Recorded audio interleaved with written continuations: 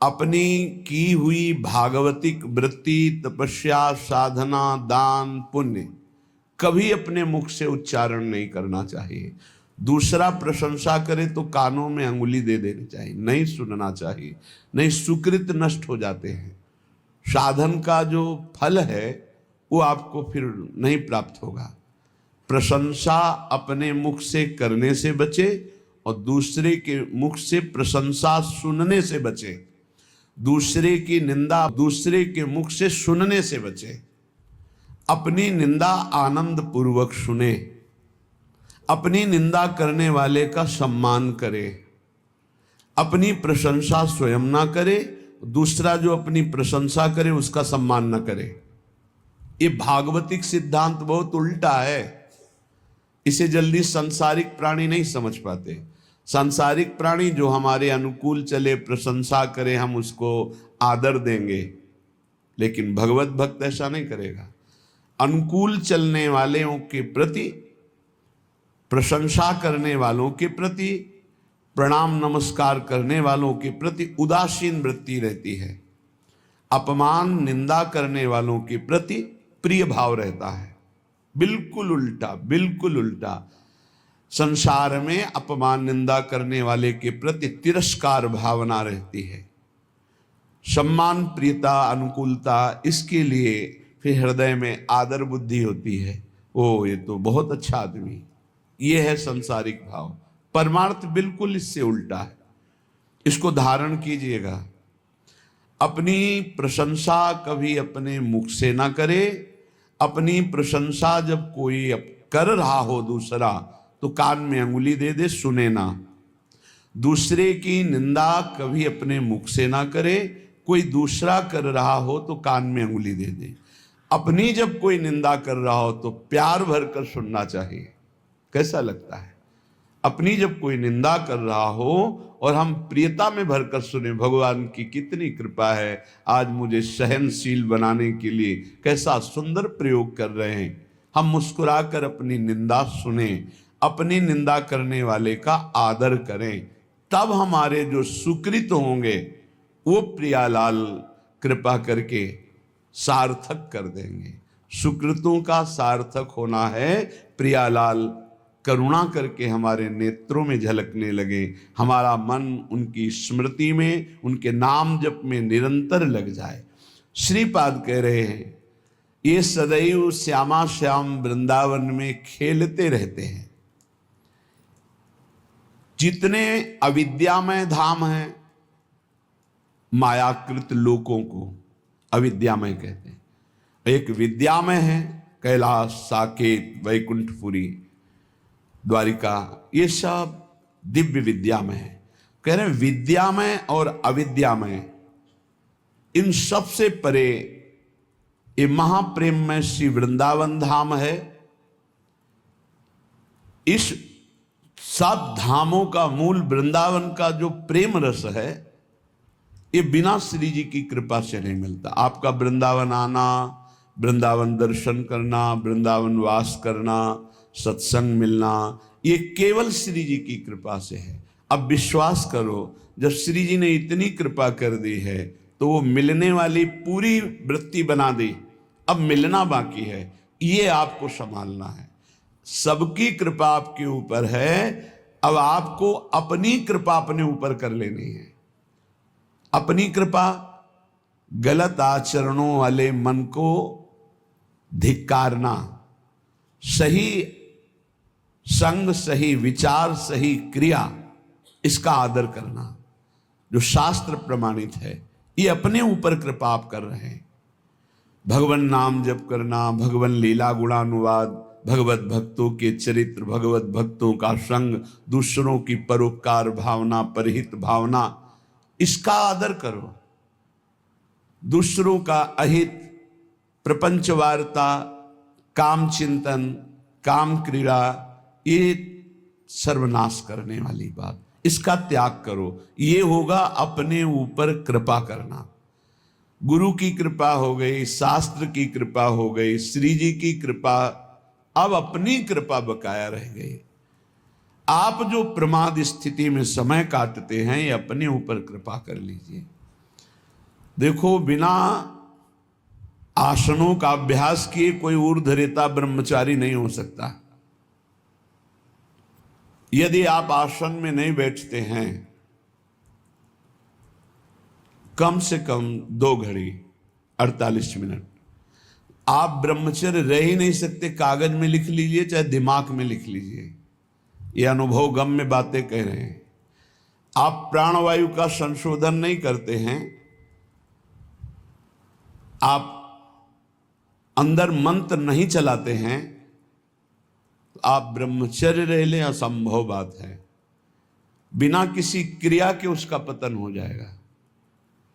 सिद्धासन ऊर्ध्वरेता ब्रह्मचारी जी के लिए अत्यंत आवश्यक है। आदर का पात्र वही है जो ऊर्ध्वरेता हो जाता है। अगर सिद्धासन में नहीं बैठे तो ऊर्ध्वरेता की गुंजाइश ही नहीं है। प्राण संशोधन नहीं है तो निरंतर मंत्र वृत्ति चला ही नहीं सकते, क्योंकि स्थूल प्राण है, मंत्र तो सूक्ष्म प्राण में निरंतर चलते हैं। हमारी प्रार्थना है, सेवा करो, 24 घंटे में 1 घंटा ही सही, पर जवान साधक को सिद्धासन और पद्मासन का अभ्यास करना चाहिए। जिस समय हम 24 मिनट क्रॉस करेंगे आसन में बैठकर, तो हमारे शरीर में भयंकर पीड़ा होगी, जांघों में, हर नस नाड़ी में। वह पीड़ा बड़ी अमृतमयी होती है, शरीर को निरोग कर देती है, चर्बी को भस्म कर देती है, वायु को शांत करके सूक्ष्म करती है। जो आसनों पर बैठने वाला है, ब्रह्मचारी है, प्राण संशोधन प्राणायाम के द्वारा करता है, बहुत सुंदर मंत्र चलता है निरंतर। जवान जवान साधक है, झुक के बैठना, दीवाल का आश्रय ले लेना, शरीर का रोग ग्रसित हो जाना, ये सूचना देते हैं कि आप ब्रह्मचर्य की हानि किए हैं, आपका आहार ठीक नहीं है, आपकी साधना ठीक नहीं है। असाध्य रोग, आकस्मिक पूर्व पाप के परिणाम स्वरूप आ जाना, ये हो सकता है, पर वो हमारी साधना को बाधित नहीं कर सकता। प्रारब्ध साधना को बाधित नहीं कर सकता, ध्यान रखना। प्रारब्ध आया है, उसको भोगेंगे, साधना यथावत चलनी चाहिए, साधना में फर्क नहीं पड़ना चाहिए, तब भगवदानंद की प्राप्ति होती। इसीलिए कह रहे हैं हमारे ऊपर सब कृपा है, केवल अपनी कृपा करने की जरूरत है। आप लोग अपनी कृपा कीजिए। जैसे हम कहते हैं कि हमारे शरीर में ब्लड प्रेशर का रोग हो गया, हाई या लो, वो थोड़ी देर के लिए, थोड़ी देर के लिए हमको शिथिल कर सकता है, लेकिन नहीं, वो हमारे साधन को नष्ट नहीं कर सकता, वो हमारे साधन को नहीं। हम सम में हैं, ब्लड प्रेशर हाई या लो विषम में है, कोई फर्क नहीं पड़ता। और हम विषम चिंतन करते हैं तो ये सब सही भी हो तो ये गलत है। हमारा विचार, हमारी साधना प्रारब्ध नहीं बाधित कर सकता, ध्यान रखना। प्रारब्ध पाप कर्म का परिणाम है, और वर्तमान की हमारी साधना भागवतिक है। हमारी भागवतिक साधना को आच्छादित कर दे, इतनी बड़ी सामर्थ्य प्रारब्ध में नहीं है। प्रारब्ध बाधा खड़ी करता है, लेकिन हमारे भजन को नहीं रोक सकता, हमारी भागवतिक उन्नति को नहीं रोक सकता। लेकिन हम लोग इससे एक बेपरवाह से नजर आते हैं। धिक्कार है उस शिष्य को जब गुरु को आज्ञा देने में सोच करना पड़े, पता नहीं मानेगा कि नहीं मानेगा। इसीलिए परमार्थ की दिव्यता प्रकाशित नहीं हो रही। जीना, समय काटना, गुरु कृपा से कल्याण हो जाना, ये सब हो जाएगा, इस पे कोई चिंता की बात नहीं। लेकिन जीते दी अध्यात्म की भूमिकाओं पे विचरण करना, ये अपने ऊपर कृपा करना है। प्यारे, ये बहुत कीमती शरीर है, आपका कल्याण तो निश्चित है, लेकिन यदि आप यहां हजारों का कल्याण करके नहीं गए तो आपका साधु वेश धारण करना किस काम का? अपने कल्याण के लिए तो कोई खास बात नहीं। हमारी साधना अपने कल्याण के लिए नहीं होती, ध्यान रखना। हमारा कल्याण तो जिस दिन हम गुरु की शरण में हुए उसी दिन हो गया। अब हम साधना करते हैं इस जगत मंगल के लिए। साधु का पूरा जीवन परोपकार के लिए होता है, परहित के लिए होता है, दूसरों के दुखों का नाश करने के लिए होता है। रात दिन भजन करके फिर संकल्प बनता सर्वे भवन्तु सुखिना सर्वे सन्तु निरामया, इसलिए पूरा जगत उसे नमस्कार करता है। आप सबसे प्रार्थना है इस नाशवान मलमूत्र बनाने वाले शरीर को प्रिय मानकर केवल खान पान विश्राम शयन इसी में काटते रहोगे, जीवन रंग नहीं लाएगा। रंग लाने के लिए गुरु आज्ञा की कसौटी में कसना होगा, तब आप प्रियालाल की सेवा के आभूषण बनेंगे, तब आप प्रियालाल के श्रृंगार सेवा में आएंगे। बिना कसौटी में कसे, बिना आग में तपे निर्विकार नहीं होता। एक बार हिम्मत करो, तुम शरीर नहीं हो, ये शरीर छूटेगा, तुम्हें दिव्यता प्राप्त करनी है। दिव्य पार्थिव शरीर की आसक्ति वाला नहीं अनुभव कर सकता, इससे ऊपर उठो। बहुत घटिया सोच है यदि ये सोच बनी रहे कि मुझे अच्छा खाने को मिले, अच्छा सोने को मिले, अच्छा रहने को मिले, बहुत घटिया सोच है। रात के 12:30 बजे जग गए, अपनी दिनचर्या में लगे, 10:30 बजे तक लगे रहेंगे, फिर जाके ये हम इसलिए कह रहे हैं कि आप स्वस्थ हैं और आप कमाई नहीं कर पा रहे, चाहे गृहस्थ हो या विरक्त। अरे मरना है यार, जाना है यहां से, अच्छी नाम की कमाई कर लो, अच्छी अध्यात्म की उन्नति कर लो, लाखों का कल्याण कर दोगे। सतरति सतरति सा लोकाम तारयति, हमारा जन्म दूसरों का मंगल करने के लिए हुआ है। आप विश्वास कीजिए, बहुत घाटे का सौदा हो रहा है, बहुत घाटे का। किसको चढ़ाएं, किसको उत्तम रीति में पहुंचाएं, जब तक हमारी आज्ञा पर तुम बलिदान होना नहीं चाहोगे तब तक नहीं बन सकता। पंच प्यारों की रचना जानते हो कैसे हुई थी? हमें तुम्हारा रक्त चाहिए, तुम्हारी गर्दन चाहिए, खड़े हो सभा में कौन? तो एक खड़े हुए, अंदर गए और ऐसे रक्त की धारा चल पड़ी।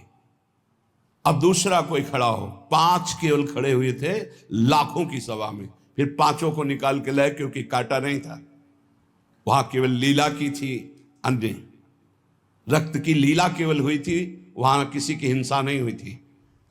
सब आश्चर्यचकित हो गए, ये हैं 5 और एक एक से इतनी सामर्थ्य भर दूंगा कि 1.25 लाख को एक परास्त कर देगा।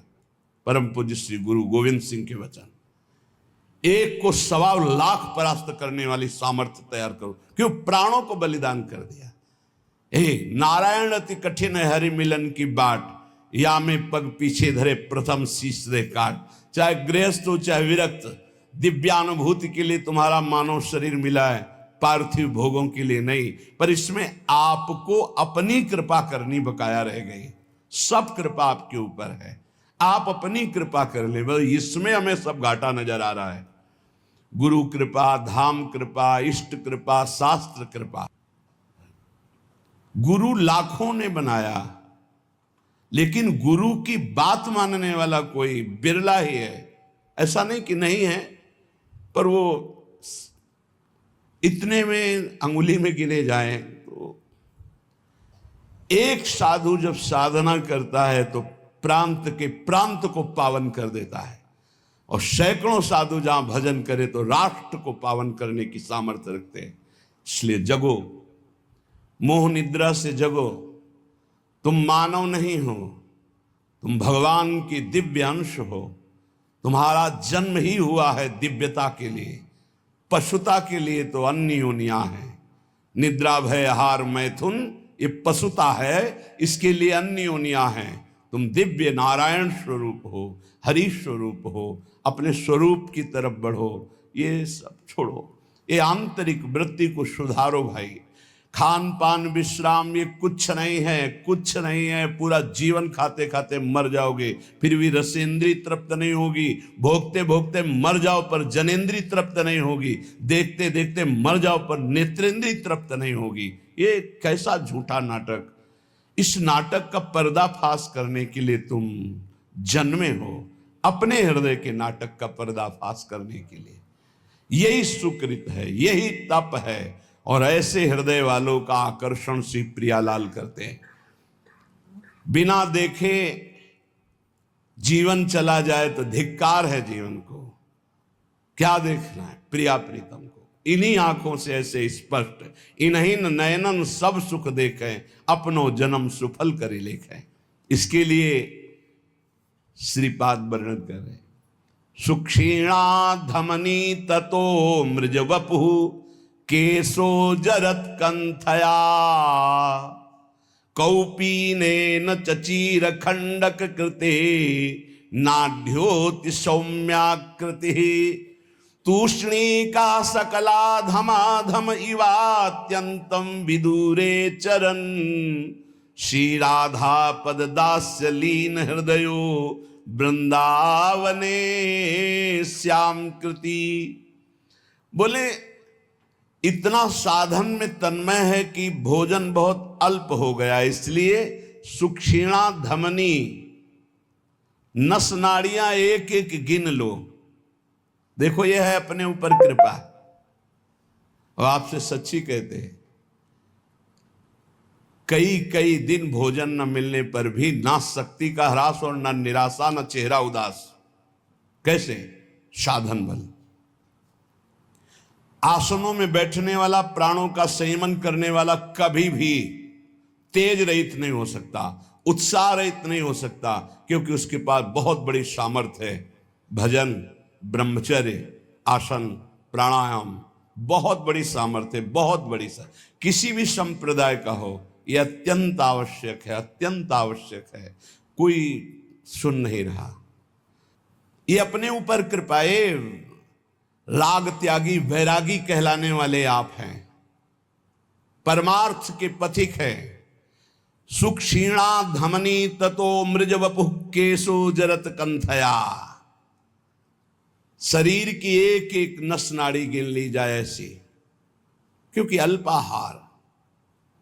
पूज्यपाद उड़िया बाबा, पूज्यपाद मग्नानंद सरस्वती जी महाराज, श्री स्वामी अनंग बोधाश्रम जी, रोटी राम बाबा, एक सितवा बाबा, ऐसे ऐसे सिद्ध महापुरुष। एक दिन सितवा बाबा जा रहे थे तो गांव में पहले शौच बाहर जाया जाता था, तो एक लोटे में 3 माताएं शौच। उनमें से एक ने कहा कि तुम्हें कितना? तो बोले 2-3 चुल्लू। बोले हाथ तो साफ नहीं हुआ होगा। बोले आटा लगाना है, साफ ही हो जाएगा उसमें। विनोद में उसने कहा आटा लगाने में तो साफ ही हो जाए। उसी समय सितुआ ने संकल्प लिया, जीवन कभी रोटी नहीं खाऊंगा। तो अन्न भुंजवा लेते और वो से इतना ऐसा, वो बड़े सिद्ध महापुरुष हुए। रोटी राम बाबा जिस समय प्रधानमंत्री इंदिरा गांधी थी, ये दर्शन करने जाया करती थी, जिससे देवराहा बाबा के से बड़े सिद्ध महापुरुष रोटी राम। बस हाथ में ऐसे रोटी ले ली, बस उसी को पास, बस ये 56 प्रकार के भोग प्रियालाल पावे। देखो स्वामी जी उत्तम भोग लगाए, मोर मरकट को सेवे। ऐसे प्रसाद बिहारी जी का ले लेते हो सब, आप चना पाके। हे भाई, कमाने आए हो, लक्ष्य पे तीर एकदम अमोघ बाण की तरह जाना चाहिए। यही समय कमाने का, यही समय कमाने का और यही समय गंवाने का है। जिसकी जवानी तप में, उसकी वृद्धावस्था महान आनंद में। जिसकी जवानी भोग में, उसकी वृद्धावस्था दुर्गति में। कागज में लिख लो। और जिसका प्रारंभ से भजन उसका अंतिम भगवदाकार निश्चित। जिसका प्रारंभ विषयाकार, अंतिम बदलना बड़ा कठिन। ये जीवन की बातें कह रहे हैं। सुक्षीणा धमनी ततो मृज वपु। कैसे कैसे तुम्हें बताएं? लक्ष्य ही नहीं है तो कैसे बताएं? लक्ष्य जब बन जाएगा तो नहीं खान पान ते भावे है, नहीं कोमल वसन सुहावे है, सब विषय लगे ते खारा है, हरि आशिक का मग न्यारा है। हलवा और गुलाब जामुन पाने वाले लाखों हो सकते हैं, लेकिन प्रियालाल के लिए आंसू बहाने वाले दो कहो हरिवंश रस बिरलो समझनहार, एक दोई जो पाइए खोजी सब संसार। सत्य सत्य परम सत्य बात कह रहा हूं। परम कसौटी कस के अपने आप को झोंक दो तपस्या में, अभी आगे प्रियालाल मिल जाएंगे। दिव्य अनुभूतियां, बिना गुरु की आज्ञा पर चले दिव्य अनुभूतियां नहीं हो सकती। एक खा पी के मोबाइल से गंदी बातें देख के समय काट लो, प्रिया प्रीतम की दिव्य लीला देखने का अधिकार नहीं प्राप्त कर पाओगे, मान लो। और एक बार चढ़ाई पे चढ़ जाओ तो सब खत्म हो गया। साधन काल में एक कवलन पूज्य पादुड़िया बाबा सिद्धावस्था में 70 घरों में एक दिन में भिक्षा पाने जाते थे। एक दिन में 70 घरों में अगर एक एक कवल पाते होंगे तो 70 कवल पाते। समझ लीजिए आप, एक बार चढ़ाई पे चढ़ जाओ, खेल हो गया, भगवत साक्षात्कार हो गया। अब क्या, अब तो बादशाह हो गए, घूमो आनंद मगन घूमो, कोई परास्त नहीं कर सकता। पर चढ़ाई ही नहीं चढ़ रहे। बिना विजयी हुए कोई सम्राट नहीं बनता। संतों को बादशाह का बादशाह कहा गया है। चाह मिटी चिंता मिटी मनुआ बेपरवाह, जिनको कछु न चाहिए वो साहन के साह।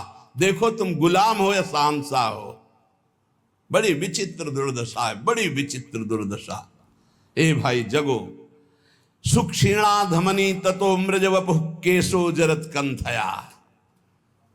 कभी एक मिनट जीवन में किसी के पास बैठ करके वार्ता करने की कभी रुचि नहीं रही, वार्ता करने की रुचि।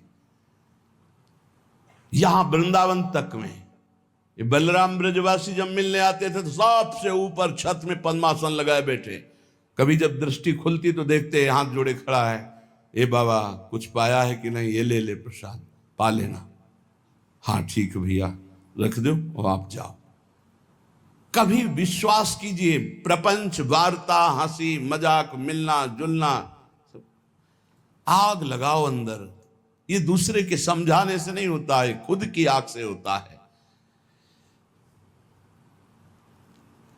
नई अवस्था है आपकी, या परमार्थ में चल रहे हो, चाहे गृहस्थ हो चाहे विरक्त हो। ये पेट बढ़ने का मतलब है साधन विहीन जीवन कर लेना। सिद्ध पुरुषों के पेट बढ़े तो आनंद तोंद है, आनंद उनकी कोई बात नहीं। अभी कुछ देखा ही नहीं है और बढ़ने लगा चर्बी और मांस और ये सब, बिल्कुल नहीं, बिल्कुल नहीं। 18 से 48 तक, फिर आगे जो सिद्धावस्था आ जाएगी आप खुद देख लोगे कैसी आनंदमयी वृत्ति होती। हमारी प्रार्थना मान लो आप सेवा में रत रहें, लेकिन निरंतर चतुराशी जी नाम जब मंत्र जब चलता हुआ, और जब समय मिले फौरन आसनों पे बैठ जाओ। 2 घंटे 3 घंटे विश्राम, बस आसनों पे बैठ करके ही अपना समय व्यतीत करो। जवान हो, ब्रह्मचारी हो, भगवत मार्ग के पथिक हो। ततो मृज वपुः, कभी शरीर में साबुन तेल सांसारिक वस्तुएं इनका प्रयोग मत करो। वैसे प्राय नहीं करते, मत प्रयोग करो। कह रहे कि अमृज वपुः, ये साबुन लगा लगा करके इसके चमड़ी को चिकनी करके क्या तुम्हें संसार को दिखाना है? किसके? साबुन घोर रजोगुणी वस्तु है, शरीर में नहीं कभी लगाना। अगर कभी जटा आदि की बात आती है धोने की, तो सात्विक वस्तुएं आती हैं, रीठा आदि ऐसी घोर के डाल लो, जल डाल लो, उचित साफ हो जाती है। जीवन में कभी नहीं, गंगा मैया की कृपा से गऊ अपने आप निर्मल, ऐसे कहीं भी तेल का कभी प्रयोग ना हो तो कभी जू नहीं पड़ सकते, ध्यान रखना। कभी जटा में कोई कीड़ा नहीं पड़ सकता यदि आपने तेल का प्रयोग नहीं। किस बात का तेल का प्रयोग करना है? क्यों? चमड़ी चिकनी करनी है। अब तो भाई सेटिंग फिटिंग सब पता नहीं चलता है कि क्या साधुता है, क्या वैराग्य की पद्धति, क्या नियम, कुछ पता ही नहीं चलता है। धातु स्पर्श करना वैरागी को मना है तो 14 अंगूठियां पहने, बड़ा लगता है, बड़ा विचित्र लगता है। साधुता का बहुत सर्वनाश होता चला जा रहा है। संन्यास मार्ग और धातुओं की अंगूठी,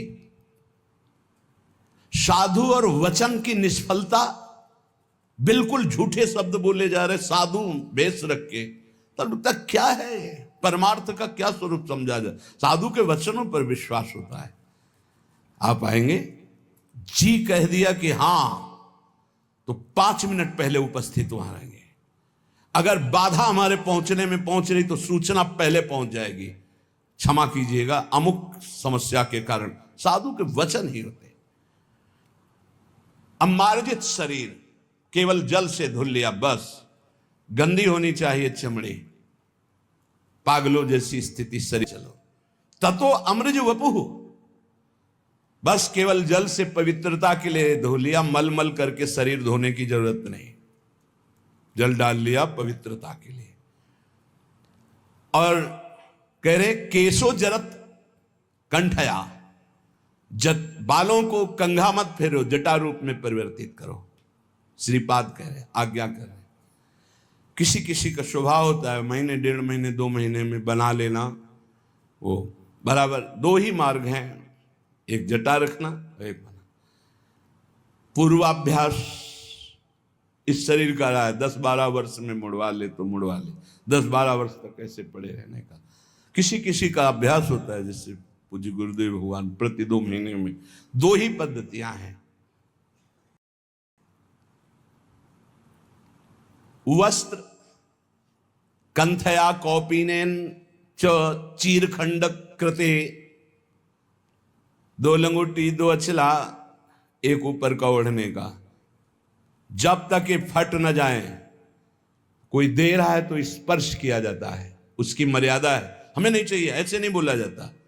कोई दे रहा है तो पहले उसे लिया, माथे से लगा लिया, फिर वापस कर दिया, बहुत अच्छा लगा। जो सुलझा हुआ, अभी कर्नाटक से सन्यासी जी आए थे, उनको वस्त्र दिया, लिया, ऐसे माथे पे लगाया, और बहुत जो शास्त्र सम्मत साधु संघ के एक एक उनके आचरण प्रमाणित होते हैं। ऐसा नहीं कहा मुझे नहीं चाहिए, लिया उन्होंने, माथे पे लगाया और सूंघा भी, फिर इनको दे दिया, ये ले लीजिए, नहीं चाहिए हमें, हमारे पास है, बस साधु हैं। बहुत अच्छा लगा, बहुत अच्छा लगा। शरीर कैसा, बोले एक एक नस के, एक बार चढ़ जाओ प्यारे, एक बार चढ़ जाओ। इस अध्यात्म की ऊंचाई पर पहुंचने के लिए एक बार ये अविद्या को छीड़ करो। ये शरीर अविद्या है, अविद्या, घोर अविद्या। इससे प्रीति मत करो, मत करो। यावत स्वस्थमिदम कलेवरम यावत च दूरे, जरा कैसे सच्चाई से, यार हमारी इच्छा है एक बार, हमें सभा में इसीलिए आज ये बात रखी, हमारी इच्छा है एक बार प्राणों की परवाह छोड़कर एक बार ऐसे साधन में लगो जिससे प्रियालाल की प्राप्ति हो, जिससे प्रियालाल की दिव्यता हो, और उस दिव्यता से हम जगत मंगल कर सके। एक दिन बलराम ब्रजवासी ने कहा, बाबा तुम हो तो चल रहा है, सत्संग सुनने को मिल रहा है, तो आप चले गए तो फिर क्या होगा? उनका ये बगीचा है हमारी श्री जी का लगा हुआ है, इसमें कोई न कोई तो तैयार करेंगे श्री जी। वही बात तैयारी की, हृदय में की, बिना तप के, बिना साधना के। ये सब नौटंकी नाटक होता है, प्रवचन करना, ये 4 को रिझाना, हाँ बहुत नौटंकी नाटक। क्या समझते हुए, देने वाले जो आते हैं ना, संसार के भोगों को देते हैं, ये पैर पुजवाते हैं, ये चाकरी करवाते हैं, साधुन से करवावे सेवा, नरक जाते हैं। बहुत गंदा संसार का सम। उठो और अपनी दिव्यता को पहचानो और ऐसी शक्तियों को संचय करो कि ऐसे कभी न करना पड़े। हम चाहते हैं कि अध्यात्म की ऊंचाई पर हम चढ़ावें, हमारी बात मान लेना। अगर ब्रह्मा की भी ताकत नहीं कि तुम्हें गिरा दें, हम आपको बहुत बड़े बल से संयुक्त होकर कह रहे हैं, पर हमारी आज्ञा पर चलने के लिए बस गुरुदेव भगवान कह रहे थे कि बस मान लो, जान जाओगे, सुनना मत किसी की, मान लो मेरी बात। अक्षरशः गुरु के वचन परम सत्य। तुम किसी की सुनना मत, अर्थ मत पढ़ना, जान जाओगे अपने आप। मान लो मेरी बात, लगे रहो नाम बाणी में, लगे रहो नाम बाणी में, सब जान जाओगे। वो एक एक अक्षर महाराज का बिल्कुल साक्षात्कार होते हैं जीवन में, एक एक अक्षर। कौपीनवंता खलु भाग्यवंता, बहुत बड़ा भाग्यशाली होता है जो कौपीनवंता। लंगोटी धारण करने का मतलब समझते हो? लंगोटी लगा लिया तो काछ वाछ मन निश्चल राखे, धन धन जननी तेरी रे। ये फिर हम आ गए उसी लाइन पर, बार बार कहें, ये जिनके पास मोबाइल हो टच वाला, इस दुश्मन को छोड़ो।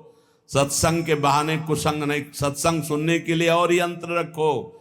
अभी हमको किसी ने दिखाया था कि 700 घंटे सत्संग सुन सकते हो इतनी बड़ी चिप में, वो लगाओ, वो सत्संग सुनो, मत रखो ये टच वाला मोबाइल। कि यही अवस्था है दिव्यता की तरफ चढ़ने की। अरे कोई समझाने वाला नहीं था, तब हम आग में पैर रखकर चल रहे थे। आगे बढ़ो, चाहे गृहस्थ हो चाहे विरक्त, जब तक तप में जीवन, पवित्र जीवन, निष्काम जीवन नहीं, तब तक अध्यात्म की ऊंचाई नहीं मिलेगी। कल्याण बहुत छोटी बात है। कल्याण तो पुत्र के बहाने नारायण बोल दिया तो कल्याण हो गया। कल्याण करने हम नहीं आए, हम बाबा जी लोग हैं, जगत का मंगल करने आए हैं। अपना मंगल तो हो गया, जिस दिन घर से निकले थे प्रभु के लिए उसी दिन हो गया। एक बार कोई भगवान की शरण में हो जाए तो आजीवन निर्वाह करते। हमारा उद्देश्य जगत मंगल, सतरति सतरति सा लोकांतारयति।